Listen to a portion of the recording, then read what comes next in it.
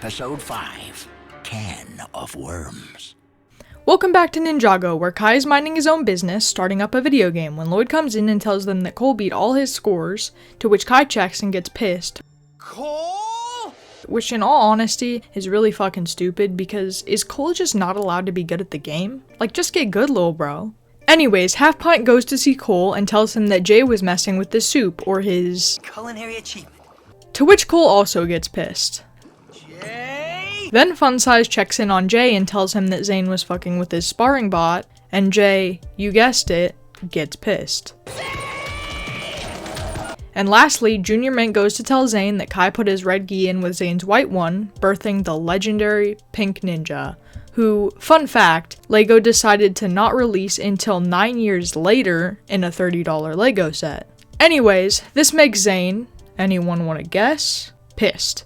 So they're all arguing with Kai mad at Cole, Cole mad at Jay mad at Zane, and Zane mad at Kai. This is a great line, by the way. How am I supposed to strike fear in this? It's pink! Which is valid because he looks like a fucking ballerina. Then the tiny rat from Zootopia and Wu reveal that this was all planned to educate them on the destructive power of rumors, which is lame as hell.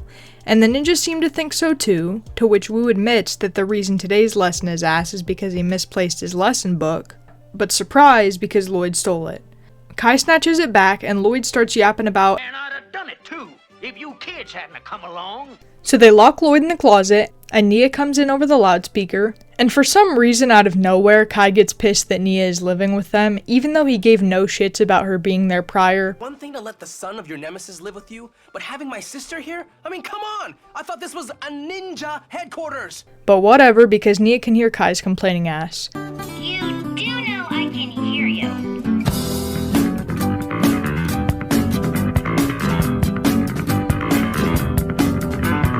They go to the bridge, and she reveals that she found the locations of the rest of the Serpentine tribes. Those tombs could be anywhere. Without the map of dens, we might as well just throw darts at a map. Good idea. Why don't we? These are the two locations of the Hypnobride and Fangpire tombs.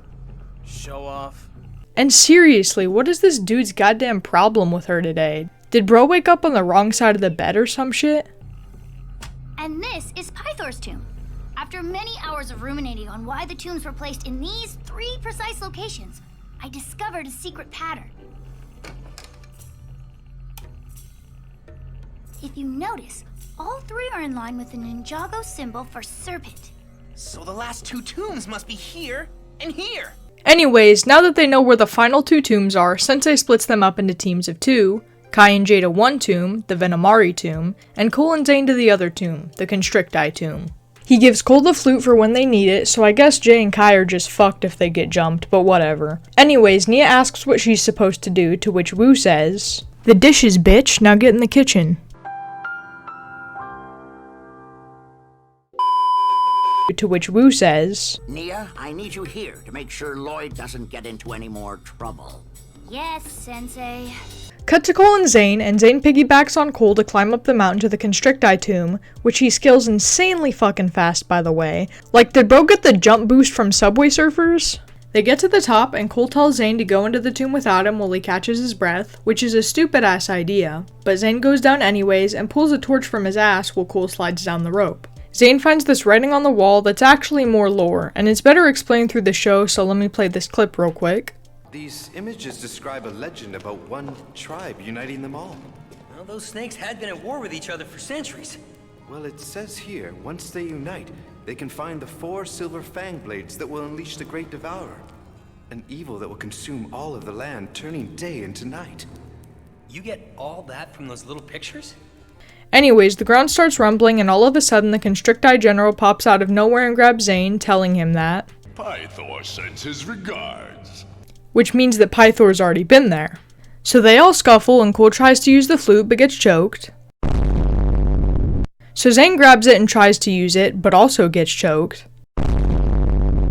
Until he manages to get a deep enough breath so he can play the flute, which makes the Constrictai general drop to the ground long enough for them to make their escape, and they realize that Kai and Jay are probably walking into a trap, and that the Venomari probably know that they're coming, so they head off to warn them before it's too late. Cut to Kai and Jay, who have reached the swamp place, which is the location of the final tomb. So they Tarzan their way around and find it, and Jay opens it while Kai walks off to investigate some sounds he heard. Jay fucks around with echoes. They say you're the Green Ninja, but I say I am. And this is completely off topic, but the other day I posted a bunch of YouTube shorts, and on one of them there was a comment that said that Jay was originally supposed to be the Green Ninja, but was replaced with Lloyd for a better surprise. So I looked it up, and it's true, and I was never really mad about Jay not being the Green Ninja before because I thought it was always supposed to be Lloyd. But now that I know that it was supposed to be Jay, I am pissed to say the least. But the board of directors here, actually, we decided, yeah, you know that really cool character, that's supposed to be the Green Ninja, and he's funny, and, like, he's got everything going for, oh, let's replace him with a little shit brick that's, like, sucks. Let's replace him with a kid with a bowl cut that is the worst character you've ever met. He was too useless to be, like, a snake soldier. Let's replace him with the kid that kickstarted all the bad things to begin with. That sound good, guys? Yeah, okay, let's greenlight the show. Let's go, everybody. Like, I'm gonna... Why? Anyways, Kai goes looking for the source of the sound, and... Huh? You shouldn't sneak up on people like that. If I wasn't such a well-trained Whoa, Kai, wanna finish that sentence for us? Anyways, Kai stumbles across the Venomari who have been let out by Pythor to, you guessed it, ambush the ninja. Kai gets sprayed by their venom, which makes him high, and he goes on an actual acid trip, not this dream BS like the last episode.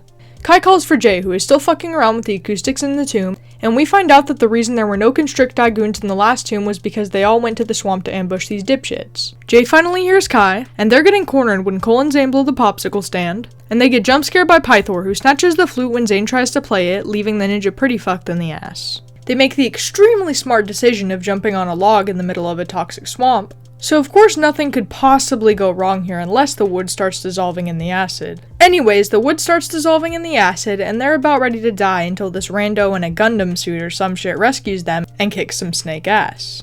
Pythor runs away like a little bitch, and the mysterious Gundam guy gives them sleeping pills, and they all pass out, only to be discovered mere seconds later by the bounty spotlight. Cut to the ninja, who are now eating dinner, and for some reason Zane is very aggressive about the mysterious guy being a samurai. Samurai.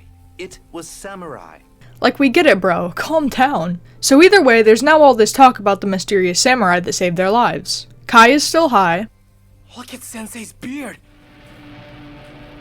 It's moving like snakes.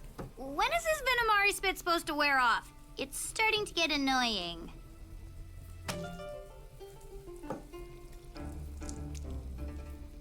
And they start talking about... All the Serpentine are out, and if Pythor can unite them, the legend states some great devourer is gonna consume the land, And... At least we have the sacred flute in our possession, so... Yeah, about that. Pythor sort of stole it. Just then, the alarm goes off, and they realize that Pythor is probably trying to unite the tribes. Don't know how their goddamn alarm picked that up, but doesn't matter because they get into their suits and skydive down to our very first shot of Ninjago City, which later in the show will become the main location of all the bullshittery. Yeah, I always dreamed of one day being on a billboard here. You too? The grammar is not grammaring in this sentence. But may I remind you, where are the snakes? Well, goddamn, slap that shit on a t-shirt. Anyways, he's got a point, because according to this magic radar they have, they should be Standing in the middle of a massive serpentine gathering. But they see a sewer and put 2 and 2 together and hop into it to break up the snake sleepover. Alright guys, gals, and non-binary pals, it's time for a lightning round.